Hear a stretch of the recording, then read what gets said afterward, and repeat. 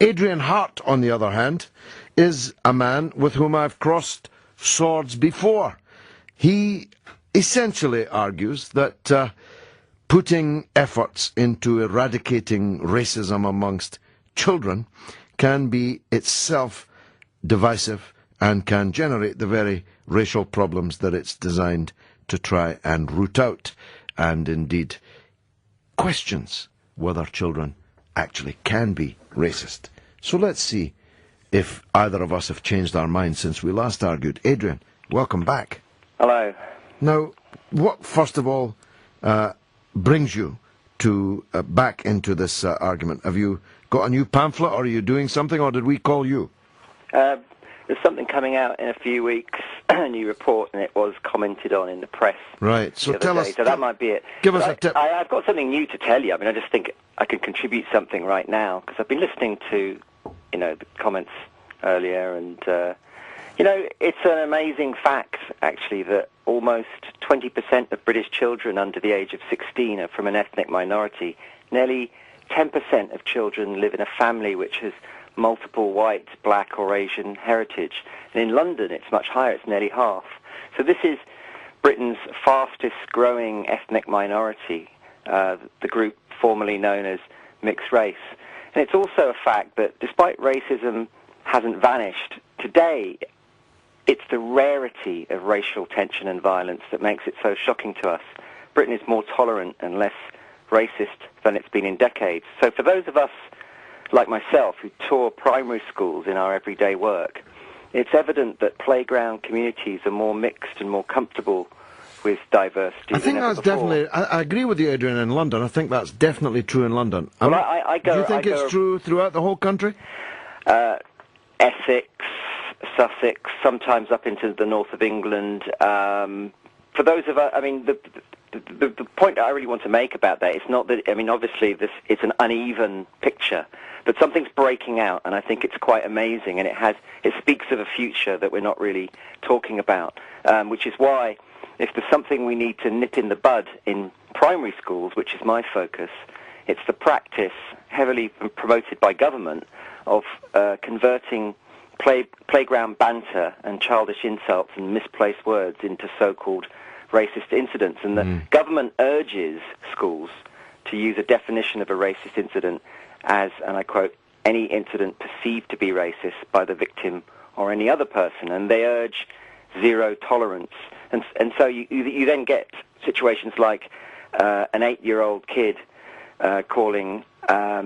being called Milky Way and then responding with Mars bar, and this goes into the statistics sent off to the government. So I just feel like we need to be clear that this top-down policy that the government call anti-racism is no anti-racism that I recognise. I see it as an attack on childhood, because if you want to divorce the things kids say from any kind of intention or conscious idea, then all sorts of labels can apply. They become flippantly racist, sexist, homophobic, whatever you like.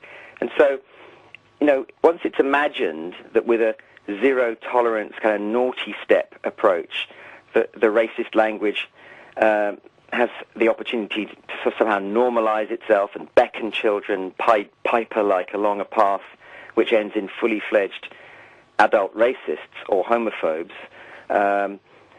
you go down the wrong road. It's not enough that teachers, and we always do this, demonstrate firm adult authority, as I might have to if my child comes to the door in his pajamas in a minute.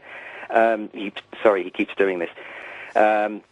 It's not enough that we, as adults, demonstrate that firm authority for the government. We do that all the time when we're up against virulently antisocial language, and teachers have got a good record on that.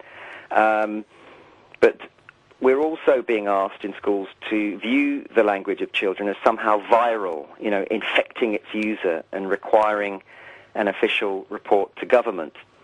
I'll stop there, George, because I tend to kind of rant on. No, I think you made a number of good points, actually, although your preoccupation with this question worries me a little bit, but worries me more, and I'm putting this... Can I tell you why I'm preoccupied? Yeah. Well, I'm getting on a bit now. I'm not as old as you, but I was involved in anti-racism in the 80s. I went to school in the 70s, and God knows I was called the P word by my PE teacher. Them were different days. I was involved with the Anti-Nazi League initially, then East London Workers Against Racism, and all these years later I found myself a filmmaker working in schools, and also in recent years making anti-racist films for schools. There's one called Only Human that people can look at on TeacherNet, Teachers TV, I mean. And it was working in schools on a big project out in Essex that I started to notice this disparity. You were looking at playground communities that were, I suppose, at that point, well, this was about 2006, 2007, you know, and it probably hasn't changed particularly, that there was sort of 20% of kids who were from visible minorities, and it used to sort of shift and change a bit as the Home Office, with its draconian practices of dumping asylum seeker families in one area and then sort of just lifting them out overnight. It's absolute disgrace.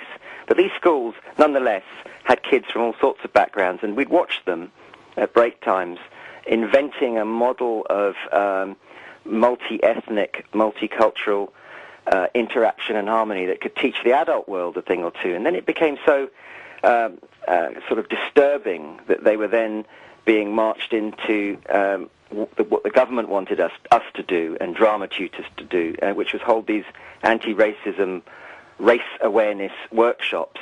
And then they were sort of invited to start to ponder their racial identity.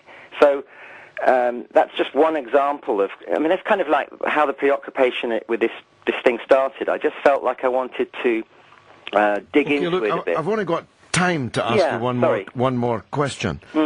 Does it trouble you, and let me assure you that this is true, that every bottom-dwelling, knuckle-dragging, white racist listening to this show, and we have some, is cheering you right now?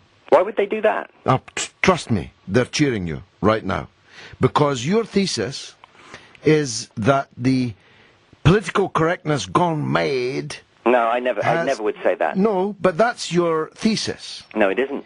Well, that sounds to me what your thesis is, that we should not be tackling my thesis is racist events, George, listen, and my language in thesis school. is as irritating to racists as it is to old-fashioned anti-race, to modern-day anti-racists, because I'm saying that this is a generation here right now in our primary schools that has the unique ability to transcend race.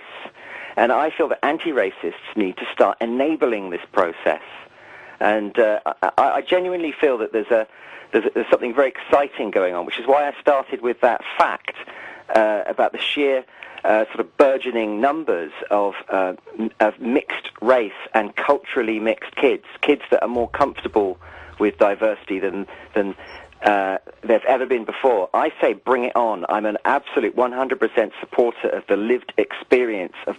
Well, you made quite a good case, I must say, Adrian Hart, who is the author of The Myth of Racist Kids, Anti-Racism Policy and the Regulation of School Life. Unfortunately, we never did get to what it is that's coming out in the next few days and what it is he would have had to say about it, but that was his fault rather than mine. 08717 223344.